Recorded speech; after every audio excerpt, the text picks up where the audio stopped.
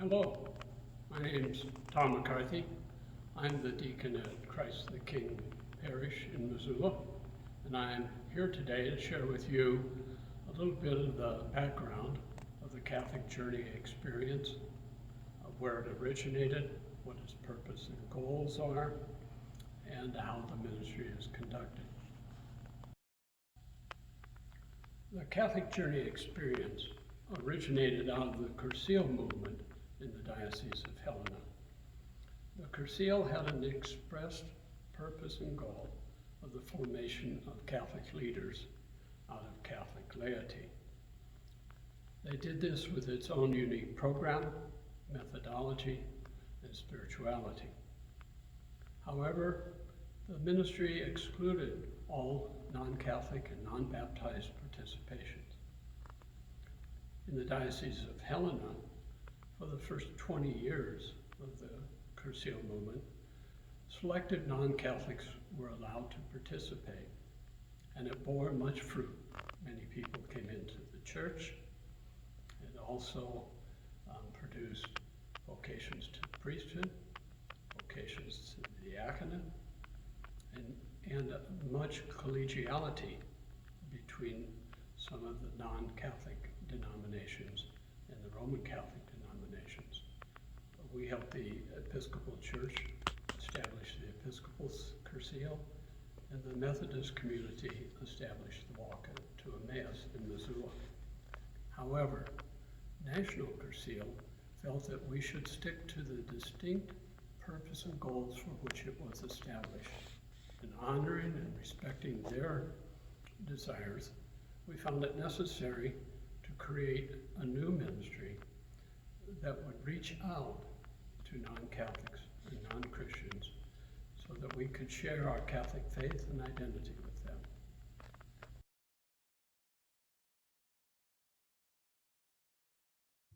Bishop Chalmers shared, "We must never grow weary of inviting others who do not know Christ to encounter him personally. We must teach and preach that the doors to our church and the doors to our hearts remain ever open and welcome. Awakening the sleeping giant of the laity is the key to this golden opportunity." The Catholic Journey experience was created out of our history in the Diocese of Helena in working with non-Catholics in Catholic evangelization.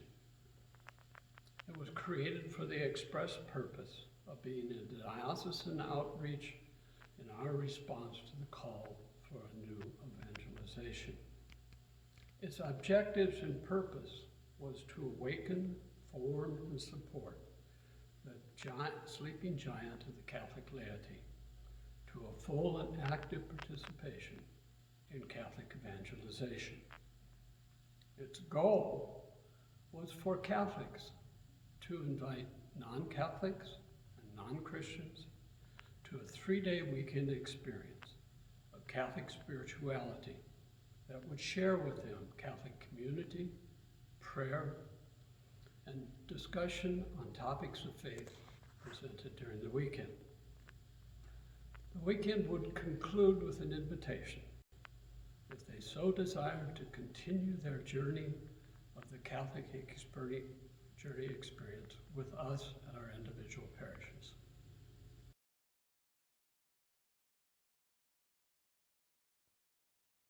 The New Catholic Journey is an open door to the church, and all are welcome. The Catholic Journey experience encompasses far more than just a weekend retreat.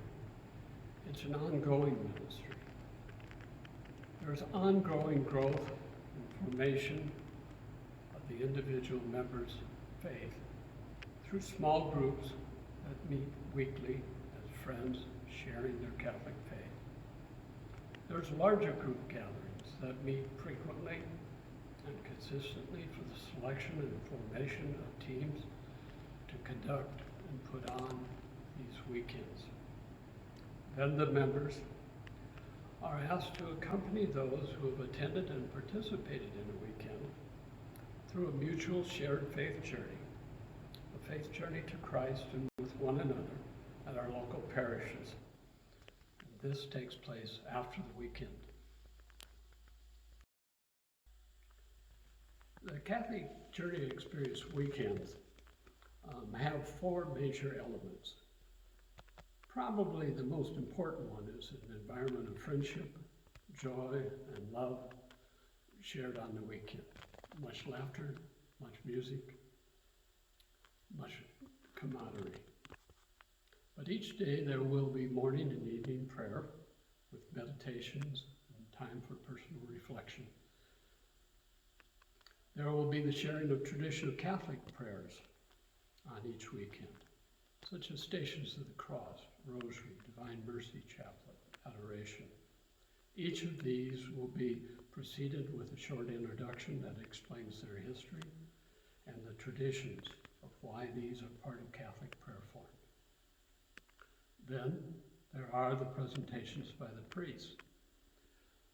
Those include an explanation of the Mass, his homily or preparation during the communal reconciliation service, and the homilies given during Masses held on the weekend, and primarily the Sunday Mass held with the entire parish. Then there are 10 short talks. These are given in the majority by the laity. And each one of those is followed by small group discussions on the topic as it was presented by the person. Now I'm going to take you through just a brief coverage of each day and its particular uniqueness and focus. Of course, when Thursday night takes place and everyone gathers, it often seems like a group of strangers, and we spend a considerable amount of time forming comfort levels with one another and ourselves as a group, as a Catholic community. Then when the evening moves into prayer, times for evening prayer and meditation, the focus generally reflects upon our own personal and private reflections on who we really are. What are we looking for in life? Where are we going? How will we get there? Who are we going with? Friday focuses on the question, does your life have an eternal goal or an eternal perspective? Really the question is, what are you looking for out of life? And does it have an eternal perspective? If it does, from a Catholic point of view, or a Catholic understanding, what might having an eternal perspective be like? How might it be obtained? How might it be acquired? On Saturday, the 4 talks given that day focus on what are the central elements of an individual journey of faith, and of those elements, are there obstacles to those elements? How might we live out this faith? What might we overcome those obstacles? These presentations take place mostly through personal testimony. Sunday's talks are focused on the reality that living a life with an eternal perspective, with a Catholic eternal perspective, is possible. And we extend an invitation if people would like to continue this journey with us at our local parishes. We merely invite them with the words of Christ. Come,